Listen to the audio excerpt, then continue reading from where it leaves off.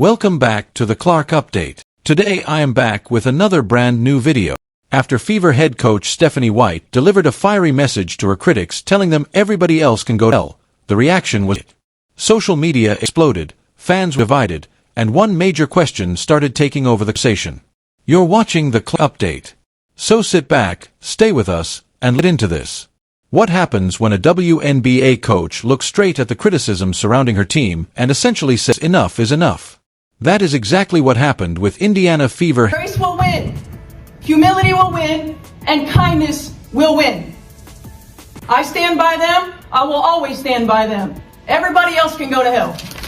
Okay, well, this is what happens when I told you guys. I mean, they brought it on themselves, and this head coach is no better. She's refused to stand up for biological truth, as we both know. This is the head coach of Sophie Cunningham and Caitlin Clark, just so you have the proper context. She's had enough. She's telling the internet to go to hell, but remember, they refuse to stand up for truth. They've allowed the media essentially to bully them into these questions. They could have shut it down from day one. They failed to do so. Now she wants to throw a tantrum and expect us to, I guess, have some type of sympathy. No, thank you. After days of intense criticism surrounding the Fever, Stephanie White stepped in front of the media and delivered one of her strongest statements of the season. She talked about unity. She talked about protecting her players. She talked about love, grace, and stand together. And then she dropped the line that instantly sent social media into a drive. Everybody else can go to hell. But here's where the story takes an unexpected turn. Because while some fans were furious, Stephanie White's pre-game goes on an unhinged tirade calling out the fans. If you're critical of her, you can go to hell. If you don't think she stands up for her players, you can go to hell. If you don't like how she responded to Dejanay Carrington clotheslining Sophie Cunningham, you can go to hell. If you think her comments after that incident took place was a little bit less than favorable, you can go to hell. Stephanie White tells us exactly how she feels about those who are critical of her. She calls us fear-mongerers. The controversy began after a highly emotional Indiana Fever Chicago Sky matchup involving Sophie Cunningham and Dejanay Carrington. Carrington was ejected after a hard foul on Cunningham, which was later upgraded to a flagrant 2. After the game, criticism quickly spread over Stephanie White's initial comments of the incident. Some people believed White had not been strong enough in defending her own player. That criticism grew online, and soon the discussion wasn't simply about one basketball play anymore. It became a debate about leadership, loyalty, and whether White had properly stood in the players she coaches. Then things escalated. White found herself facing criticism from fans and commentators. While the Fever were simultaneously trying to focus on their season, and instead of quietly allowing the controversy to continue, it might be over for real. Head coach of the Indiana Fever, Stephanie White, was just viciously booed by thousands of fans at home in Indiana.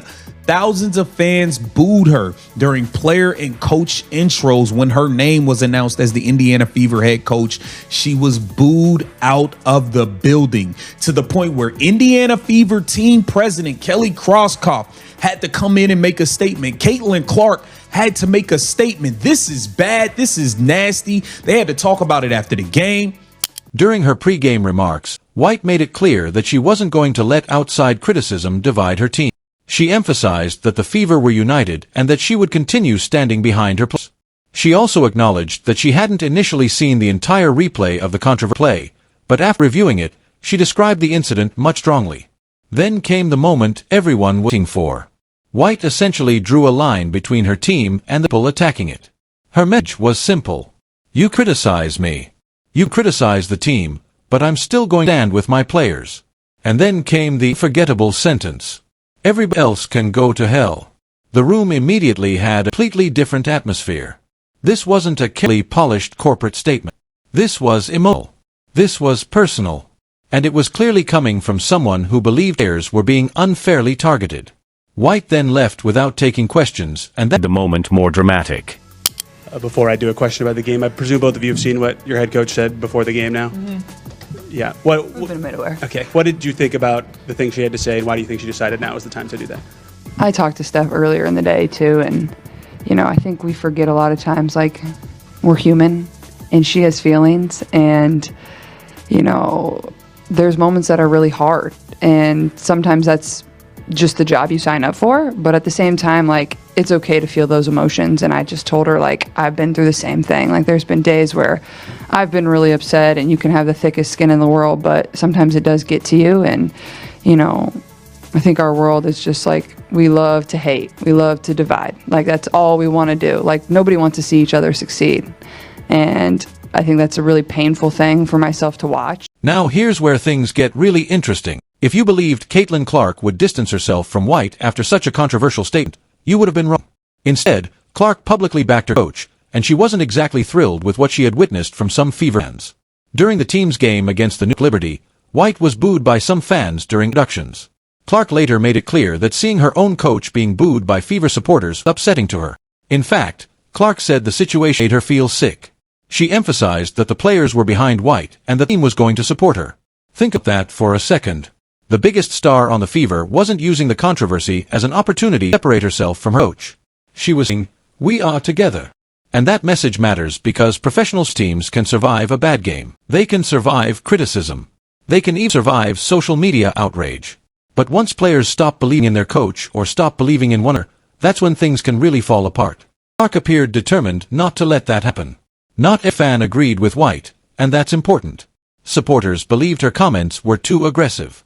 Others felt that telling critics to go to hell was exactly the wrong tone for a coach. But there was another side to the reaction, and this is the part that many headlines could easily miss.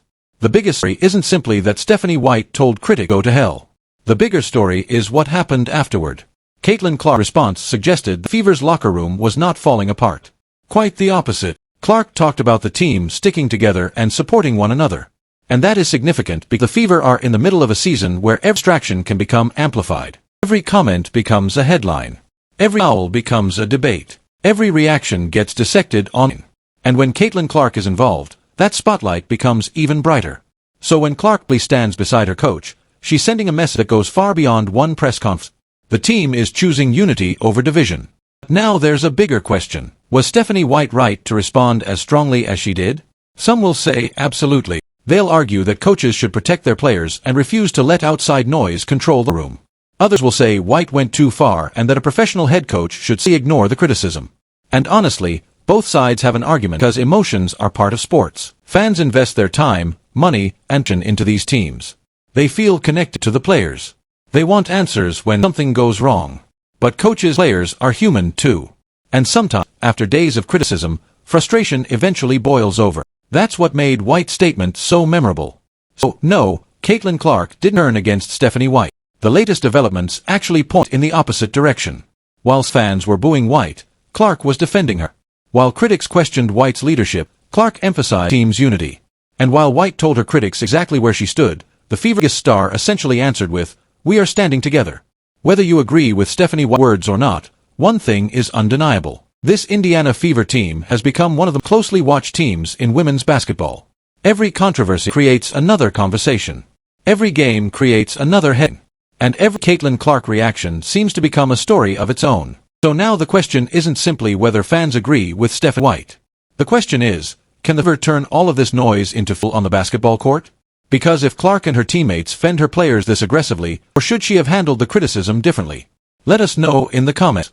And if you want to follow what happens next with Caitlin Clark and the Indiana Fever, stay tuned. And that brings us to the question everyone seems to be asking right now. Was Stephanie White right to finally push back? Because whether you agree with her words or not, one thing is impossible to ignore. The pressure surrounding the Indiana Fever has become enormous. Every game is analyzed. Every decision is debated. Every foul becomes a social media argument. Every time Caitlin Clark steps onto the court, millions of eyes are watching. But in the middle of all that noise, Stephanie White made one thing very clear. She believes in her players. Her go-to-hell comment may have shocked some fans, but it also revealed just how protective she is of the people inside her locker room. And then Caitlin Clark's response added another layer to the entire situation. Instead of creating more distance, Clark showed support for her coach that matters. Because teams aren't built only through wins and losses. They're built through trust. They're built when players know their coach has their back. They're built when teammates refuse to let outside criticism tear them apart. Right now, that appears to be the message coming inside the Fever. But here's the interesting part. Fans aren't going anywhere. They're going to keep debating. They're going to keep questioning decisions. They're going to keep reacting to every moment. And honestly, that's part of what makes sports so fascinating. You can disagree with a coach. You can disagree with a player. You can even disagree with your favorite team's decisions. But ultimately, the only thing that can settle the argument is what happens on the court. So now the pressure shifts back to the Fever. Can Stephanie White and her players block out the noise? Can Caitlin Clark continue leading the team through all the attention surrounding her? And most importantly, can Ina turn all of this controversy into something positive? Because if they can, this entire situation could eventually become nothing more than another chapter in the Fever's journey. But if the criticism continues to grow, a future game could bring even more pressure. And that's why the next few games are going to be so fascinating to watch. One thing is, Caitlin Clark isn't backing away. Stephanie White isn't backing away, and the fans certainly aren't backing away either. The debate is still alive. The opinions are still divided, and the story is far from over. So now I want to hear from you. Do you think Stephanie White was right to defend her players so strongly? Do you think her go to hell comment crossed the line? Or do you believe she was simply standing up for her team when the pressure became too much? And what do you think about Caitlin Clark defending her coach? Let us know.